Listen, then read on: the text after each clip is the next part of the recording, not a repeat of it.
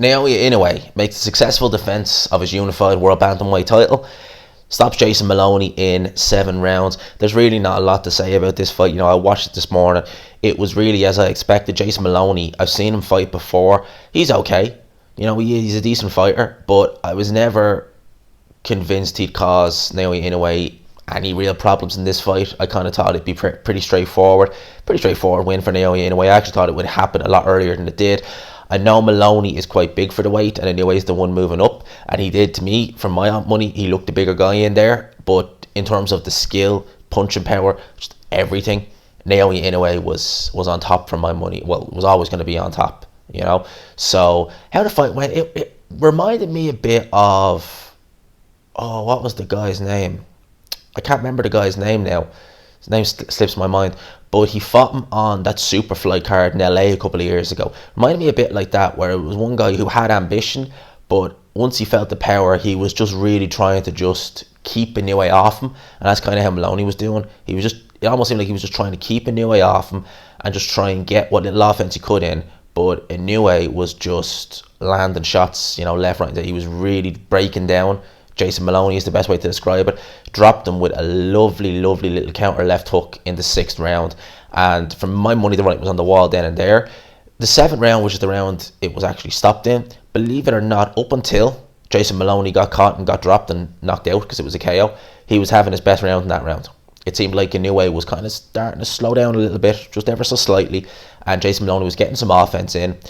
But alas, Inoue has that power, landed a right hand, kind of similar, not quite the same setup, but a similar kind of shot to the one he knocked out Payal with. Similar, different setup though, but a similar kind of shot. And yeah, Moloney went down. He tried to beat the count. He wasn't beating that count. And it was in the last, I think it was like the last 10 seconds of the round as well. So, which is a shame because he was having his best round up until that point. And that was all she wrote. So, Naoya Inoue moves on.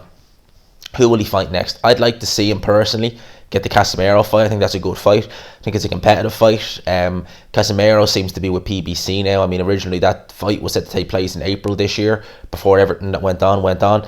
And, it seems maybe possibly dead in the water now because we know the relationship between Bob Arum and Al Heyman PBC is not great.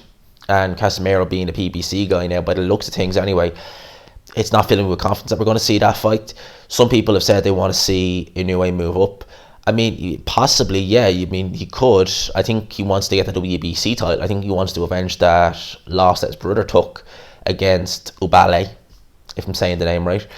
And then he'll probably go up to Super Bantam. Will he have trouble at Super Bantam? I think people are talking about him going to featherweight. All right, that's when he's going to have some trouble. Right? Imagine guys like, I just said his name in my last video. What's his name? Navarrete. Imagine guys like Navarrete are still there, which he probably won't be, to be fair, but imagine he is when Naoya Inoue moves up.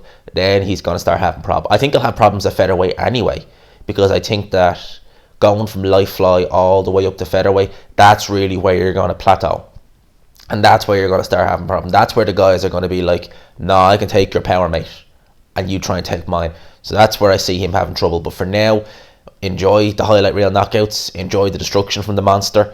And yeah, that's pretty much all I can say. There wasn't a lot to say really in this fight, to be honest with you. So, those are my thoughts on this. Let me know yours down below. Hope you enjoyed this video. If you did, please leave a like, smash it if you haven't already. Subscribe, of course, if you're new to the channel. As always, people, I'll talk to you. Peace.